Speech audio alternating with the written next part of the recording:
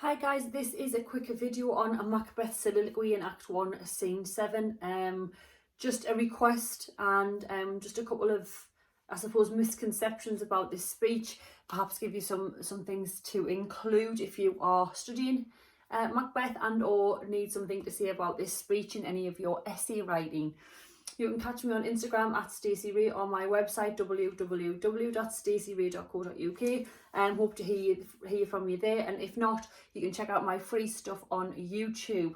On my website, guys, there is a grade 9 playlist on Macbeth which offers things that my YouTube channel doesn't, if you would like to subscribe.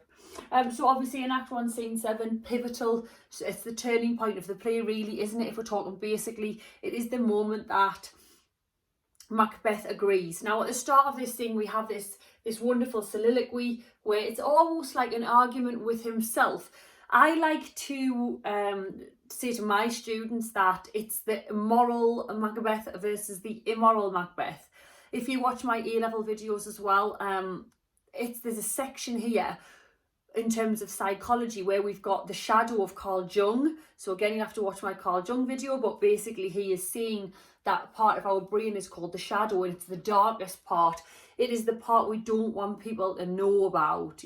So obviously when Macbeth, every time he mentions or veers towards the killing of the king, then that's probably the shadow in Macbeth. And then we have obviously the other part of our brain, which is the natural part, the good part, if you like. So we've got this fight, the moral Macbeth versus the immoral Macbeth, the brave soldier versus the tyrant, the shadow versus society's expectations of him. In this speech, naturally, we're going to comment on the iambic pentameter because it's there, but what you can do with that, again, is you can comment on that as a device that Shakespeare uses. Because when we go unstressed, stressed, unstressed, stressed, what I've been getting my students to do for the grade 7 to 9 is just to spend 10 minutes looking at where Shakespeare provides the stress. And it's been really interesting with my classes because he's a genius with it, isn't he? So some of Lady Macbeth's speeches, he will stress fear and love. You know, things like that. What I'm going to do is just pick out a couple of points here, and then I might make another video on the iambic pentameter if people need it. When he talks about trammel up the consequences, then we start looking at the word trammel, and trammel is a net, okay, and it is a net for catching something. But it also, well, catching birds actually, but it also means another thing. It means to fasten the legs of a horse so it can't run away. Now actually, if you track Shakespeare's animal imagery, I mean, it's absolutely brutal in Othello, but it is also here. We've got a lot of images to do with birds and horseplay. So again, there's things we can argue in here. So this bird that's been caught, trammel up, there's alternative interpretations there, because is the partridge that's been caught in the net Duncan? Is the partridge that's caught in the net Macbeth in Lady Macbeth's scheme? Is it him in the grander scheme in terms of the supernatural and the witches? And again, I like to argue with my students that the witches are working for Satan. So is the partridge in the net that Macbeth has actually been caught in the net of Satan and starts to kind of work for him? Just an argument there. The horse reference, tying up the horse's legs so it can't run away, again, is going to link you to when he talks about vaulting ambition and the horse imagery in that as well, which I'll come back to in just a tick. He also talks about, and I never know how to say this word, so apologies for my Geordie pronunciation, but CeCe, refers to Duncan's death, all right? Shakespeare, again, genius with euphemism.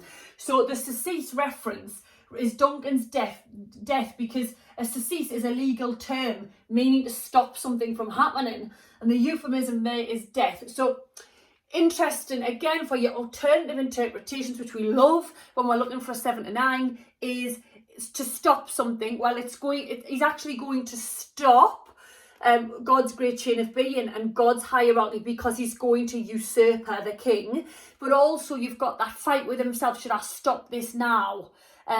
Stop the death of King Duncan. I am in this position whereby I should be loyal to him. So again, this wonderful argument of the two Macbeths are coming through. It's almost like the subconscious versus the conscious Macbeth. When he says the reference of life to come, He is aware that he is risking his immortal soul and his fate in the afterlife. So he's voicing it now. So he is telling you, telling the audience that he knows it's a risk. So if he is to defy God here, and if he is to usurp with the king and interfere with God's plan, a little bit of Drake there for you, God's plan, then actually he risks the afterlife for himself. And unfortunately, however you've been taught this, he does, doesn't he? He is going to be damned. And then there comes your vocab when he talks about, just jump down here, excuse me, damnation. So Shakespeare's got this wonderful juxtaposition of good and evil, heaven and hell. And the thing about deep damnation, you've got that lovely alliteration as well, and deep reminds me of black and deep desires, and the idea of, oh, you know, you're tapping into my immoral thought processes here. But the deep damnation is from the Latin to mean to inflict loss on someone or something. So the loss that will be inflicted, again, for interpretation, is actually 2 or 3-fold, isn't it? Because the loss will be the king, won't it? So Scotland loses its king. The loss will be Macbeth's place in the afterlife. The loss will be his relationship with Lady Macbeth, because that absolutely takes a massive division to whereby they just don't, well, he just doesn't need her anymore. He doesn't look to her. He doesn't communicate very well with her. And I suppose the bigger loss is the warrior culture that Macbeth has gained for himself in his reputation. And he loses as well his friendship with Banquo. So there's actually quite a lot in terms of that wonderful word damnation. So the Latin to inflict loss. I'll just go back up. The poisoned chalice is one of my favourite images. And this is a separate argument, and teachers will disagree with me here, but I'm just explaining. I view the poisoned chalice as Jesus with Judas, that type of betrayal. And the chalice obviously is like the cup, isn't it? The poisoned chalice means that, again, he's referencing, I'm going to hurt myself here. And if I go and kill the king, then what's stopping someone else coming and killing me? Nothing. Justice. Justice will be provided, essentially, is what he's saying. And poison is key. We've had poison mentioned a few times. Again, when we're looking at Shakespeare's language, Lady Macbeth mentions poison. Now Macbeth mentions poison. And you've also almost got, if she's the fourth witch, which is one of your A-level arguments, or if she is commanding the spirits to help her, then it's like they have influenced him. So the witches influence Lady Macbeth, who in turn influences him, so much so that his dialogue and his wording and his vocabulary mimic Lady Macbeth to an extent. And then we get plague. All right, and plague, again, if you charted how many times illness or disease is mentioned in this play, it's a few times. Plague, we know, was incurable at the time. Again, it's linked to the colour black. He's told us his black desires. Black is associated with evil. It's associated with authority and power. And she mentions illness, doesn't she? And the doctor and the gentlewoman say that her mind is infected. And illness becomes a big kind of notion that Shakespeare is sending us here. And the illness, I suppose, to a certain degree, is the over-ambition of the pair of them, which we know is the hamartia, which is the tragic flaw. It's almost like Shakespeare metaphorically wraps it up as if it is an illness that can't be cured. And unfortunately, the only way to end this illness is the death of the pair of them. Again, just an argument to consider. I love when the gentleman and the doctor are talking and they say her mind is infected. It's a great reference that not many people use. So again, have the witches infected our main characters? Potentially. We come down as well to done. Done is repeated monosyllabic word throughout this play by him and by her quite a lot of times. What's done cannot be undone in that parallel sentence by her. He mentions it here. He mentions it previously as well. And it's a tricky one, actually, but it comes from the Latin to make do. interesting thought. But if we go down the Old English route, it comes from the Old English root completed. Now they're very different, and actually the root words there are giving you different arguments. So if it's to make do, when he's talking about consequences and the trammelling up and the CeCe, then is Macbeth saying that he's going to make do with the life he has, or is he saying he's going to make do with what the witches are almost commanding him, or is he saying that he will make do with Lady Macbeth's plan for him? It doesn't particularly sound like this brave man we've met. But then if you go on the Old English route, which is completed, then actually that single word is telling you that the deed will be done. Do you see what I mean? So that monosyllabic word there is an interesting one, depending on the etymology that you use. And then just to come back down to this massive image of the trumpet-tongued and the angels and the cherubim.